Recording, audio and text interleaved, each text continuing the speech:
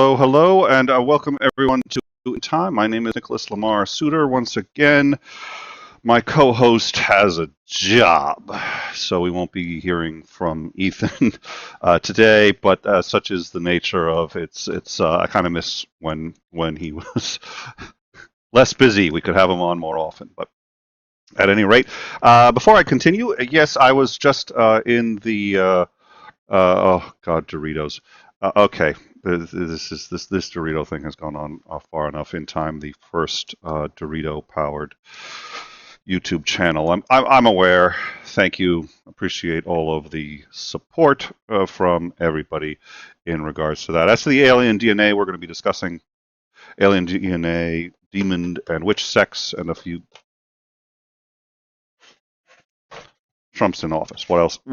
What can you do? So, I do want to just quickly to give people just sort of a brief thing on a slightly different topic.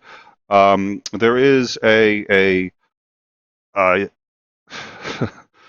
uh, there is a man named Agrippa who is currently on our Discord having a very lively discussion, and we certainly enjoy his presence. I think he is extraordinarily intelligent and has a lot to offer, even to people who disagree with him. He and I have had a contentious past, so believe me when I tell you, I have an open mind, and I'm very glad that I have since spoken with him, and I hope that.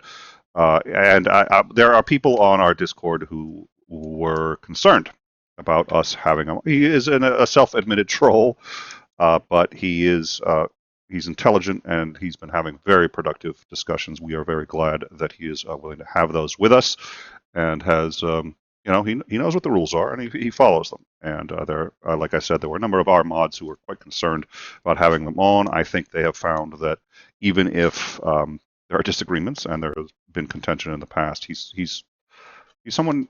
He's productive. So, and that's sort of the bar. Somebody just said, yeah, he may be a jerk, but he's a fair jerk. Okay, I think that's probably accurate. So, that aside from the regular business of the show, there's a couple of discussions on some very interesting topics going on our Discord. We'll be discussing this on our Discord. They're currently in the lounge, which appears actually may have emptied to watch the show. So, thank you. But I'll also be in probably the after show to discuss this show's events. The Discord will be dropped momentarily. I think it's actually already been dropped, but you can come in and catch up. Anyways, a lot going on our Discord. It's hopping, and things are going to be getting busy, I suspect. Herman Cain, the former 2012 presidential candidate, famous for his 999 tax reform plan. A former CEO of Godfather's Pizza was hospitalized on July 1st with COVID-19. He has died.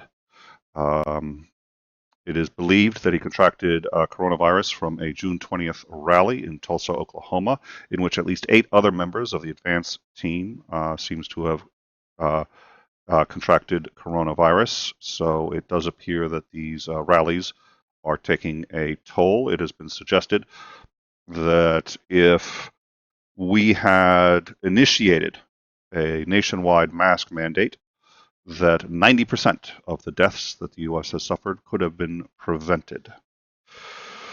We also have breaking news. Vice President Mike Pence's motorcade has been involved in an accident of some kind with a dump truck near Pittsburgh. Initial reports indicate that he is fine and uninjured, but it's worth bringing up. Today, Donald Trump floated the idea of postponing November's presidential election. This is something that I think everybody has feared, that he's going to start truly meddling with the election. He's done a number of things that we have discussed on In Time that we think are profoundly concerning moves towards authoritarianism, and the idea that he would even remotely mess with the elections is one of them. He is not empowered to do so. Congress is, and it appears that he is going to apply pressure to Congress to change the election date. The next question is if he's doing so to protect people from COVID. He seems to think COVID isn't really a problem, except when it gives him power to change things. Then it's a big... and then how long would we delay the election? How long does he get to stay president without an election, without the voice of the people being heard on how they feel? Right now, he seems to be at least 20 points behind Biden. I can see why he'd want to change the election date, but he's not empowered to do so. this Congress has been frightening in their willingness to agree and acquiesce to demands of his which appear to be in complete violation of the Constitution. So we'll see. My hope is that Republicans will remember their values and start to oppose moves like this, but we will see. Dr. Stella Emanuel, who operates out of a strip mall in Houston, Texas, has claimed now that hydroxychloroquine is an effective treatment against COVID-19. At a rally at the Capitol, she said that nobody need die of COVID-19. She has said that nobody needs to even get sick from it. The virus has a cure, and it's called, or she said, quote, nobody needs die from COVID-19 because it's so easily treatable. Nobody needs get sick. The virus has a cure. It's called hydroxychloroquine. I have treated over 350 patients and not had one death. That claim is in stark contrast to every study of hydroxychloroquine, the most innocuous of which has found that it had no efficacy whatsoever, and the worst of which was conducted at the VA, found that veterans who were taking hydroxychloroquine late, admittedly, they were taking hydroxychloroquine to help combat COVID-19, it nearly tripled their mortality rate. It's a toxic drug. It's helpful in some cases. So is arsenic, by the way. Arsenic is still used, very rarely, but is used as a treatment. It's a poison. So is the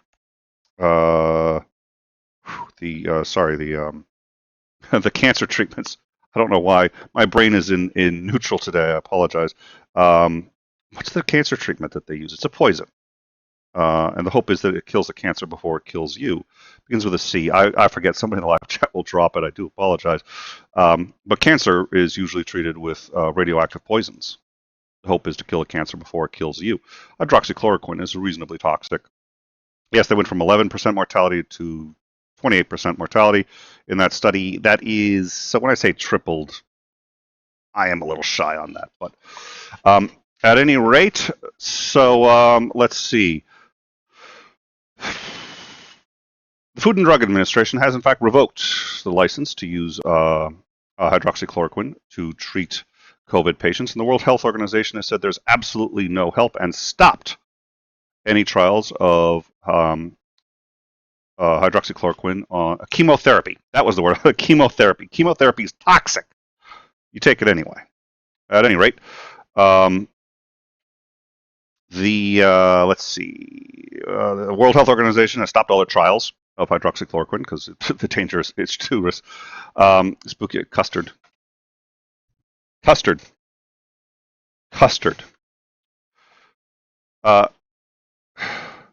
gonna bring. Thank you, Spooky Bedhead. That's productive. I appreciate it. Oh yes, his entering person got it. It was chemotherapy. I appreciate it. So, all right. Let's see. So this woman has said. In response, Anthony Fauci has said that, quote, we know that every single good study, and by good study I mean randomized controlled study in which the data is firm and believable, has shown that hydroxychloroquine is not effective in the treatment of COVID-19. Dr. Emanuel got her degree from the University of Calabar in Nigeria and has a valid doctor's license from the Texas Medical Board. She's a pastor and the founder of the Firepower Ministries in Houston. She has previously claimed that gay marriage results in pedophilia, and in adults marrying children, she has claimed that alien DNA is the source for many of our most potent medical treatments. And she has also claimed that scientists are trying to make a vaccine against religion, and that a number of ailments, especially female ailments, actually comes from witches and sex demons. The sex demons have sex with, they have sex with you in the dream world. They don't do it in reality. That would be crazy. And that having sex with these demons in the dream world causes, I'm not sure, ailments. I apologize. I didn't look up the quote. these demons turn into women, and they sleep with men and collect their sperm, and they turn into the man, and then they sleep with a man and deposit his sperm and reproduce more of themselves. Now, I think that second man was supposed to be woman, but the quote was a man. So she said this in a sermon in 2013. She is ordained in removing curses, which are transmitted generationally through the placenta.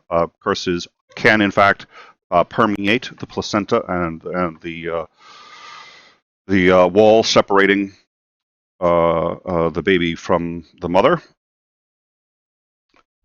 Good to know. Never let it be said that In Time is not an informative program. Her videos are now being removed for violating Twitter's and Facebook's policies on misleading or factually inaccurate information. She replied on Tuesday with a video declaring that Jesus Christ would destroy Facebook and all of its servers if they didn't restore her videos. We have checked, and as of an hour and a half ago, Facebook is not suffering any recent outages, but we will stay on top of that for you. We here at In Time are aware that you're very concerned. Facebook did not reply to her threat, I guess. One of her videos, however, was retweeted by Donald Trump Jr. His account was then suspended for repeating false and dangerous information. President Donald Trump has defended her views on hydroxychloroquine, saying that he found, after speaking with doctors, he found her to be, quote, very impressive. She has tremendous success with hundreds of patients, and I thought her voice was an impartial voice. If you mean impartial to reality, I do, in fact, concur. Rudy Giuliani had her on his declared that he was his hero. God, Giuliani said, you're not a sellout, you're a doctor. God, I'm happy we still have those. When asked if Giuliani should be platforming someone with these views, Giuliani replied, quote, what's the difference if she's correct on hydroxychloroquine? Donald Trump was asked about his support for her in a news briefing. This is the result of that briefing. And if you will bear with me for 1 second, let us see that briefing. Oh, that is probably the wrong window. So give me 1 second.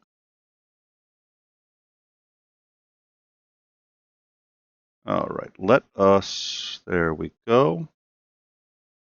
Let us hear that briefing now.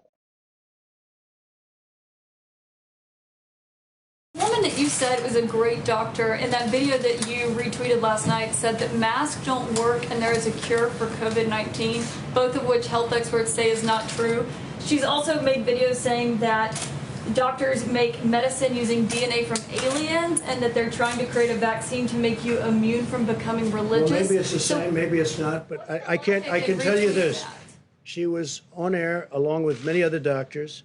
They were big fans of hydroxychloroquine, and I thought she was very impressive in the sense that from where she came, I don't know which country she comes from, but she said that she's had tremendous success with hundreds of different patients.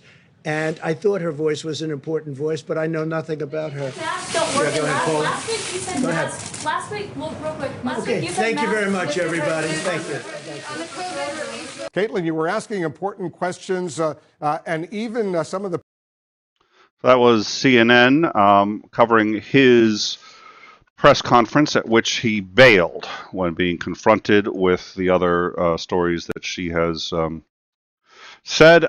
The general consensus appears to be from him and Giuliani that it really doesn't matter how crazy she is on other topics. She supports hydroxychloroquine, and somehow that validates what she's saying. Moving on. Yesterday, the death toll for coronavirus passed 150,000 Americans. The U.S. has nearly 23% of all COVID cases, and yet makes up only 4% of the world's population. Why? This is because we haven't prioritized saving lives. We've prioritized the economy, and this is kind of a short-sighted thinking that if we focus on the economy, we can save it. No, if there's a sufficient loss in life, then the economy is going to tank anyway. Yes, prioritizing lives will tank the economy, irrefutably, it will. But trying to save the economy isn't going to work, because once we lose the lives, the economy tanks anyway. We've seen this already. So trying to save lives is the best way to save the economy long term. We have known this for over 100 years. This was the consensus during the Spanish flu. This was policies that during the Spanish flu in 1918, when they were followed, they worked. When they were violated, they failed, just like today. And in Denver, Colorado, they had the same question. And they locked down in Denver, Colorado over 100 years ago, following the same rules that we should be applying now. When businesses said that they wanted to open and they were receiving damage, they opened early and ended up losing, as a result, more people than they lost in the First World War, which they had just come out of. Actually, Denver, Colorado lost more people than the entire state of Colorado had lost during the First World War. That's not helpful, and that ended up doing far more damage to the economy than they would have suffered if they had just if they had just stayed in lockdown and waited through this process. Some countries have done what we're doing. Italy tried what we're doing and failed catastrophically and begged all other countries, including and specifically the US, not to follow their route. We have ignored them. It's a little humiliating, honestly, to live in a country that doesn't have compassion for its fellow citizens. We have decided the economy must come first, regardless of human lives. And then to add to that the ignorance that the actions we're taking aren't actually going to help. So we're going to suffer all the consequences of having done the wrong thing and get none of the benefits from it, and have the added humiliation that we just didn't care and weren't smart enough to figure it out. California has recorded its highest number of COVID deaths in a single day yesterday, a 20% increase over last week's record. Florida has also gotten a record 216 deaths. The 7-day moving average has again risen above 1,000 deaths a day in the United States to COVID. And again, this does not include secondary deaths, people who die as a result of the fact that they couldn't go to the hospital and get treated even for a condition that would otherwise be treatable. If you get a injury that is resulting in the loss of blood, significantly, if you have serious trauma to a leg, which is actually, you have a major vein going through your leg. In Boston, when we had the bombers, a police officer was shot in the leg, and it became a very serious problem because it hit his artery there, and he started to bleed. You can die from an injury to the leg in less than 2 minutes if it hits that artery. Well, if you're in an ambulance with a condition that must be treated immediately, in hospitals in Texas right now, there is a 10-hour waiting time. 10 hours waiting in the back of an ambulance before you can see a hospital. If that person dies and could otherwise have been treated, it's not a COVID death. It doesn't contribute to the mortality of COVID. When you're talking about how dangerous is COVID, you can't add that. He didn't die of COVID. But when you talk about what does COVID do to the society and what happens if we ignore these results, you must include the deaths that come from the fact that this system has been overwhelmed by COVID. So when you say, well, gee, COVID only has a 1% or 2% mortality rate, which it's actually higher probably, but it's arguable. Whatever you consider the mortality rate to be, if COVID spreads across this country, more than that percentage of people are going to die. And that's not including the people who have lifelong debilitating illnesses as a result of this, that also drain the economy. For every person that dies, you have, if I recall, 18 people with permanent kidney damage that need medical treatment for the rest of their. What do you think that does to the economy? When they get brain damage, what do you think that does to the economy? The artery, by the way, that I was speaking of, thank you, Isandering, was the femoral artery. If it gets hit, you've got a problem. The Association for American Medical Colleges, which represents 400 teaching hospitals, and every single medical hospital in the world, every accredited medical, not in the world, sorry, in the U.S., every accredited medical school in the U.S. has said that this is just the beginning for deaths. They have said that the number of deaths is about to skyrocket. The way they know this is because the number of cases had skyrocketed, and the deaths are going to skyrocket after that. Remember that Herman Cain was hospitalized on the 1st with COVID, and he died today. So you can be sick for a very long time, and we've seen this huge spike in cases. But Trump has been saying that the number of deaths is low. Well, that's because people can have this for a month before they die. The number of deaths is low because there's a lag, which has been explained to him time and time again. We've explained on air time and time again, and for some reason isn't getting through to people. The Association for American Medical Colleges has said we are about to see a spike as a result of that lag. And based on the number of cases and the spike that we've had in cases, we are going to see a spike in deaths. So this 1,000 deaths a day is just the beginning. They have said that at this point, they predict hundreds of thousands of deaths. They said multiple hundreds of thousands of deaths. So that I take that as meaning 300,000 or more deaths in the U.S. if we do not immediately change course. They have urged Donald Trump to take decisive action, including invoking the Defensive Production Act to ensure that we can stockpile sufficient testing supplies and medicines as needed. And they have also recommended drastically increasing our testing speed and capacity, and an immediate mandate nationwide for face coverings. But we are faced with a number, unfortunately, of keyboard warriors, cynical media outlets, and governors who say that they know better than the entire medical community, not just of the United States, but of every industrialized nation on this planet. And that they will decide what is best medically over all of these organizations. And they have reminded us that facts don't matter. You can control facts by shutting down sources of information like the CDC, which can no longer tell us COVID information. If you look at graphs from the US of the COVID rates, they go up and up and up and up. And we're about to show you a graph, and it's going to plateau, and it's going to stay. That's not because the cases haven't gone up. It's because the CDC is no longer allowed to report cases, and they're not getting that information anymore.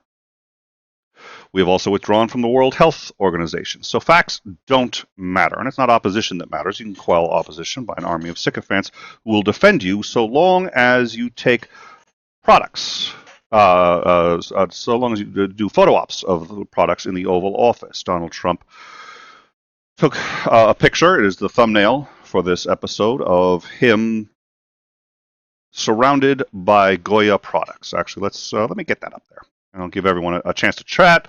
Everyone's been talking. Let me just make sure that I've got. I do think I have that photo handy. I'm sorry I didn't cue that up, but I should be able to in short order. Yep, I do have it. So let's cue this here. This was Donald Trump. That's the American flag. That's the Oval Office. And he is shilling Goya products. He wasn't asked to do this. He did this because the CEO of Goya started defending him and started talking about how important Trump is. So he and his daughter started shilling products. This is the first time that I'm aware of any president ever advocating for a company or product from behind the Oval Office. Republicans say they don't like it when the Democrats pick winners and losers and pick which companies should succeed or fail. What is he doing there with those products? It has nothing to do with the quality of the products. This happened after they started defending. So we seem to have a president who, at all costs, is choosing the economy over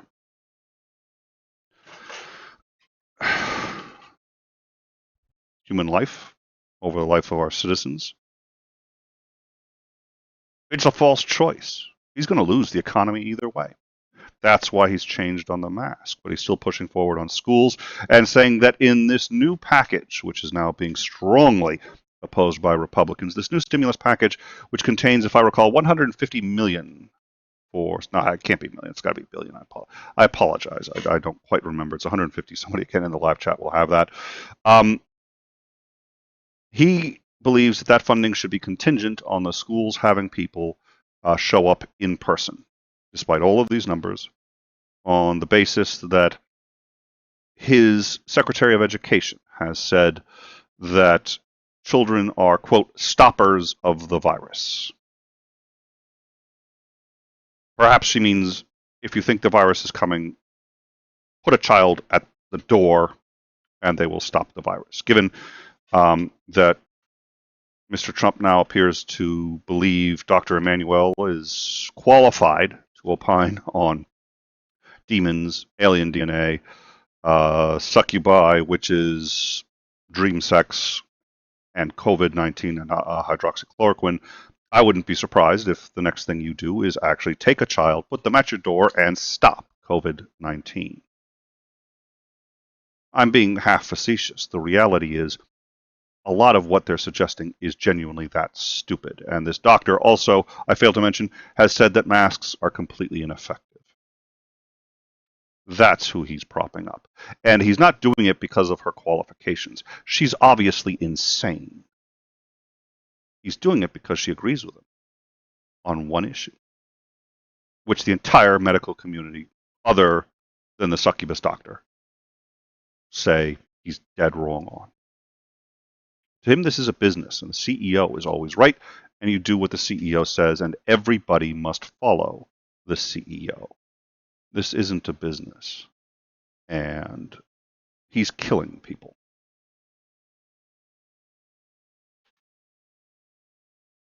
Prove me wrong. I don't think you can. At any rate, the governor of Texas has agreed with the notion that we need to start hiding this data and has also banned any hospitals from reporting their status, the ICU status, and whether or not they're getting overwhelmed and how quickly they are reacting. So at this point, we don't know. All we know is that at last report, a number of counties in Texas were completely overwhelmed, and in Florida, they were down to less than 19% ICU capacity remaining, with over 100% being used in, if I recall, 44 hospitals, with 55 hospitals reporting 90% capacity or more. So, we do have yes, the GDP is down. The GDP of the U.S. is down a record amount. What I'm seeing from the live chat, so I can't confirm this, but it sounds right because I was looking at the GDP numbers earlier, down 32.9%, which is a record loss. I think we'll get into that. So I'm going to be going into the live chat, into the Discord and joining people. We have a couple of shows. We have a show tonight. We will have it's our continuing series with Landon Knoll on civics, and we will be discussing the duties and responsibilities of the U.S. Supreme Court. That's at 9 p.m. tonight. We have a couple other shows we're working on. We will get the schedule up. It will also be on our Discord. Come in, join us on our Discord. I do want to end with one final thing on Trump's response in general to COVID-19. So we will play this video. It's from what is it? Now Happening. I forget this is. You'll see the credits for this video are going to be on there. So let's see this and take a look at how Trump has dealt with the COVID-19 crisis. Again, reminding you that we have 4% of the world's population, and I think it was 23% of the world's deaths. This is the history of COVID in the United States.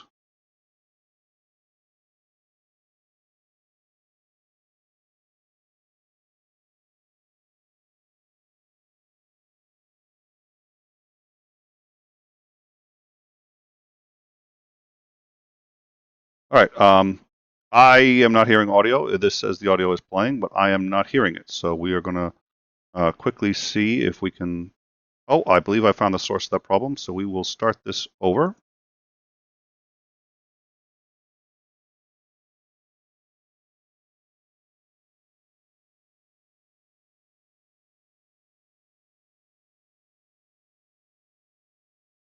Yes, that was the problem. Let's restart this. I have corrected the problem. I apologize, and we will do this now with audio.